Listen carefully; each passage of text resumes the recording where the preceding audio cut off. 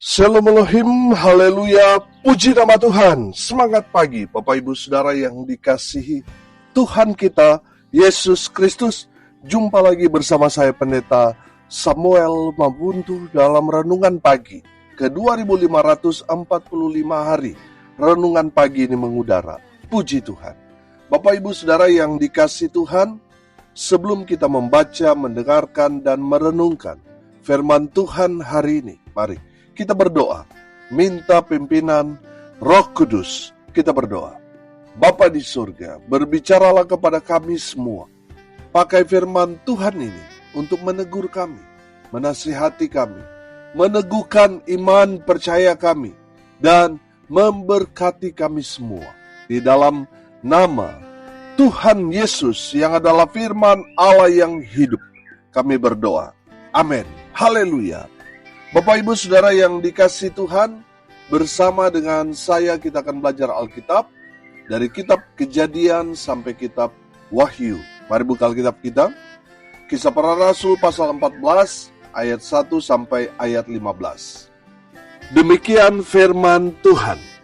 Di Ikonium pun kedua rasul itu masuk ke rumah ibadat orang Yahudi, lalu mengajar sedemikian rupa, sehingga sejumlah besar orang Yahudi dan orang Yunani menjadi percaya. Tetapi orang-orang Yahudi yang menolak pemberitaan mereka memanaskan hati orang-orang yang tidak mengenal Allah dan membuat mereka gusar terhadap saudara-saudara itu. Paulus dan Barnabas tinggal di beberapa waktu lamanya di situ. Mereka mengajar dengan berani karena mereka percaya kepada Tuhan. Dan Tuhan menguatkan berita tentang kasih karunia-Nya dengan mengaruniakan kepada mereka kuasa untuk mengadakan tanda-tanda dan mujizat-mujizat. Tetapi orang banyak di kota itu terbelah menjadi dua. Ada yang memihak kepada orang Yahudi, ada pula yang memihak kepada kedua rasul itu. Maka mulailah orang-orang yang tidak mengenal Allah dan orang-orang Yahudi bersama-sama dengan pemimpin-pemimpin, mereka menimbulkan suatu gerakan untuk menyiksa dan melempari kedua rasul itu dengan batu. Setelah rasul-rasul itu mengetahuinya, menyingkirlah mereka ke kota-kota di Likaonia, yaitu Listra dan Derbe dan daerah sekitarnya. Di situ mereka memberitakan Injil. Di Listra ada seorang yang duduk saja karena lemah kakinya dan lumpuh sejak ia dilahirkan dan belum pernah dapat berjalan. Ia duduk mendengarkan ketika Paulus berbicara, dan Paulus menatap dia dan melihat bahwa ia beriman dan dapat disembuhkan. Lalu kata Paulus dengan suara nyaring, "Berdirilah tegak di atas kakimu." Dan orang itu melonjak berdiri, lalu berjalan kian kemari. Ketika orang banyak melihat apa yang telah diperbuat Paulus, mereka itu berseru dalam bahasa Likaonia, "Dewa-dewa telah turun ke tengah-tengah kita dalam rupa manusia." Barnabas mereka sebut Zeus, dan Paulus mereka sebut Hermes, karena ia yang berbicara. Maka datanglah imam dewa Zeus yang kuilnya terletak di luar kota, membawa lembu-lembu jantan dan karangan-karangan bunga ke pintu gerbang kota untuk mempersembahkan korban bersama-sama dengan orang banyak kepada rasul-rasul itu. Mendengar itu, Barnabas dan Paulus mengoyakkan pakaian mereka, lalu terjun ke tengah-tengah orang banyak itu sambil berseru, "Hai kamu sekalian, mengapa kamu berbuat demikian? Kami ini adalah manusia biasa sama seperti kamu.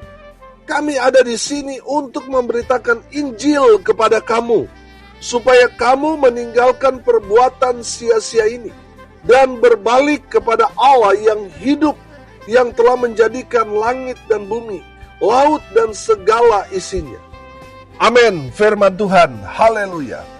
Bapak Ibu Saudara yang dikasihi Tuhan, dari kebenaran firman Tuhan ini kita dapat melihat bahwa Tuhan menyertai pelayanan Barnabas dan Paulus. Amin. Dan saya meyakinkan semua kita orang percaya bahwa Tuhan adalah Immanuel. Dia beserta dengan saudara dan saya, baik dalam suka maupun duka, di saat senang maupun di saat saudara menderita. Tuhan tetap setia. Dia menyertai saudara dan saya. Amin. Haleluya. Bapak Ibu Saudara yang dikasihi Tuhan, Barnabas dan Paulus, mereka ini pergi ke sana kemari untuk apa, saudara? Untuk memberitakan Injil. Amin. Mereka selalu hadir di rumah-rumah ibadat untuk mengajar. Dan pengajaran mereka sangat-sangat mempengaruhi orang banyak. Sehingga orang-orang yang tadinya tidak percaya menjadi percaya kepada Tuhan Yesus. Amin. Haleluya. Tuhan memberkati pelayanan Barnabas dan Paulus. Sehingga banyak tanda-tanda heran, tanda-tanda ajaib, mujizat-mujizat terjadi melalui pelayanan mereka. Haleluya. Saudara perhatikan ayat 3. Paulus dan Barnabas tinggal beberapa waktu lamanya di situ. Mereka mengajar dengan berani karena mereka percaya kepada Tuhan. Dan Tuhan menguatkan berita tentang kasih karunia-Nya dengan mengaruniakan kepada mereka kuasa untuk mengadakan tanda-tanda dan mujizat-mujizat. Haleluya. Bapak Ibu Saudara yang dikasihi Tuhan, dalam pelayanan Barnabas dan Paulus, mereka betul-betul melihat kuasa Allah bekerja dalam setiap pelayanan mereka.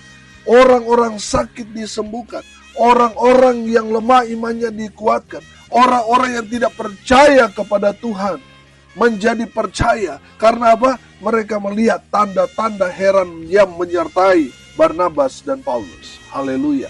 Saudara yang dikasihi Tuhan, pelayanan Barnabas dan Paulus sangat-sangat populer saat itu. Sehingga mereka banyak follower, banyak pengikut. Kemana mereka pergi banyak orang mengikuti mereka. Saudara yang dikasihi Tuhan, perhatikan ini. Di balik kesuksesan pelayanan Barnabas dan Paulus, orang-orang Yahudi merasa tersaingi, membuat mereka orang-orang Yahudi geram dan marah dengan pelayanan Barnabas dan Paulus. Orang-orang Yahudi ini berusaha dan berupaya supaya Barnabas dan Paulus ditangkap. Saudara yang dikasihi Tuhan, perhatikan ayat 5 di sana. Maka mulailah orang-orang yang tidak mengenal Allah dan orang-orang Yahudi bersama-sama dengan pemimpin-pemimpin mereka menimbulkan suatu gerakan untuk apa? Untuk menyiksa dan melempari kedua rasul itu dengan batu. Saudara yang dikasihi Tuhan, dengar ini baik-baik. Kesuksesan pelayanan Barnabas dan Paulus tidak berarti tidak ada musuh. Tidak berarti semua orang senang dengan pelayanan mereka. Sudah perhatikan, orang-orang Yahudi, orang-orang yang jelas beragama. Tapi sudah perhatikan, mereka merencanakan kejahatan kepada Barnabas dan Paulus. Mereka merencanakan satu hal yang jahat. Tujuan mereka untuk membunuh Barnabas dan Paulus. Saudara yang dikasihi Tuhan, orang-orang Yahudi berusaha, berupaya supaya Barnabas dan Paulus ditangkap hidup atau mati. Dari firman Tuhan ini kita belajar bahwa kita harus waspada. Saudara perhatikan, mereka berusaha, berupaya untuk menangkap Rasul Barnabas dan Paulus. Saudara perhatikan, ayat 6, setelah rasul-rasul itu mengetahuinya, menyingkirlah mereka ke kota-kota di Likaonia, yaitu Listra dan Derbe dan daerah sekitarnya. Saudara yang dikasihi Tuhan, dari firman Tuhan ini kita belajar. Kalau saudara ditolak di satu tempat, jangan trauma pelayanan, jangan mundur. Tetap semangat, tetap gas, amin, haleluya. Kalau tertutup di satu tempat, Tuhan akan bukakan di tempat-tempat yang lain, amin. Ayat berikut saudara kita akan belajar, ayat 7 sampai ayat seterusnya. Kita akan belajar dari Barnabas dan Paulus bagaimana bersikap di tengah-tengah orang-orang yang pro kontra dalam pelayanan. Perhatikan bagaimana Barnabas dan Paulus, mereka tidak terpengaruh dengan tekanan yang datang dari orang-orang Yahudi, orang-orang yang kontra dengan mereka. Saudara, ketika Barnabas dan Paulus melakukan mujizat pada orang yang lumpuh dari lahir, orang-orang pada saat itu mengira bahwa Barnabas dan Paulus ini adalah dewa. Dari Barnabas dan Paulus kita akan belajar bagaimana kita bersikap sebagai hamba Tuhan. Saudara, kita akan mengalami sama seperti yang dialami Barnabas dan Paulus. Bagaimana mereka dipakai Tuhan dengan luar biasa. Banyak tanda dan mujizat terjadi dalam pelayanan mereka. Saudara yang dikasihi Tuhan, Barnabas dan Paulus pada saat itu sangat-sangat terkenal. Mereka sangat-sangat populer. Mereka dianggap dewa. Artinya apa, saudara? Mereka disembah sebagai dewa. Saudara yang dikasihi Tuhan, dengar ini baik-baik.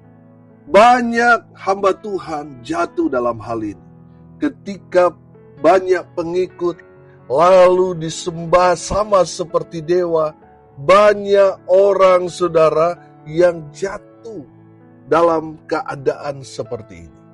Dari firman Tuhan ini kita belajar dari Barnabas dan Paulus. Kita belajar rendah hati. Amin. Sudah perhatikan ayat 14. Mendengar itu, Barnabas dan Paulus mengoyakkan pakaian mereka lalu terjun ke tengah-tengah orang banyak itu. Saudara yang dikasihi Tuhan, banyak orang memuji, banyak orang memuja, menyembah Barnabas dan Paulus. Mereka takjub dengan pengajaran dan juga banyak tanda dan mujizat yang mereka lakukan, sehingga orang banyak mengatakan bahwa mereka ini adalah dewa yang jadi manusia. Saudara yang dikasihi Tuhan, perhatikan, Barnabas dan Paulus, mereka mengoyakkan pakaian mereka. Mereka merendahkan diri mereka, bahwa mereka ini hanyalah manusia biasa. Mereka ini bukan Tuhan. Mereka hanya manusia. Saya melihat di sini ayat 15. Hai kamu sekalian, mengapa kamu berbuat demikian? Kami ini adalah manusia biasa sama seperti kamu. Saudara yang dikasihi Tuhan, saya melihat di sini Barnabas dan Paulus tidak memanfaatkan keadaan mereka, di mana situasi pada saat itu sedang mengeluh-elukan mereka, memuja dan menyembah mereka. Saudara lihat Barnabas dan Paulus, dia tahu diri. Makanya mereka mengoyakkan pakaian mereka sebagai wujud mereka hanyalah manusia biasa. Saudara yang dikasihi Tuhan, ada berapa banyak hamba Tuhan ketika mereka melakukan mujizat, mereka merasa diri hebat, mereka lupa diri bahwa mereka hanyalah hamba, mereka hanyalah alat, tetapi mereka sudah mabuk dengan puji-pujian dari manusia. Saudara yang dikasihi Tuhan, kalau saudara mendoakan orang, lalu orang itu sembuh, orang itu mengalami mujizat, ingat, kita harus tahu diri, kita harus tetap rendah hati. Kita ini hanya alat, yang melakukan mujizat bukan kita tapi Tuhan. Kebetulan saja Tuhan pakai kita. Jangan merasa diri bahwa saudara itu Tuhan. Bapak Ibu Saudara, banyak hamba Tuhan jatuh di sini. Ketika followernya mulai banyak, ketika sudah banyak tanda-tanda yang Tuhan lakukan dalam pelayanan, lupa diri, mulai tinggi hati. Bapak Ibu Saudara yang dikasihi Tuhan, bertobat. Saudara lihat, Barnabas dan Paulus, mereka rendah hati. Mereka tahu diri di hadapan Tuhan dan di hadapan orang banyak. Mereka mengatakan, kami ini adalah manusia biasa sama seperti kamu. Mereka mau mengatakan kami tidak layak untuk kalian sembah karena kami sama seperti kalian. Saudara yang dikasihi Tuhan, ini adalah statement yang luar biasa dari Barnabas dan Paulus yang mengajarkan kepada kita supaya kita tetap rendah hati. Kalau Tuhan pakai kita luar biasa, tetap rendah hati. Kalau banyak orang mengeluh-elukan, saudara-saudara juga harus tahu diri. Amin.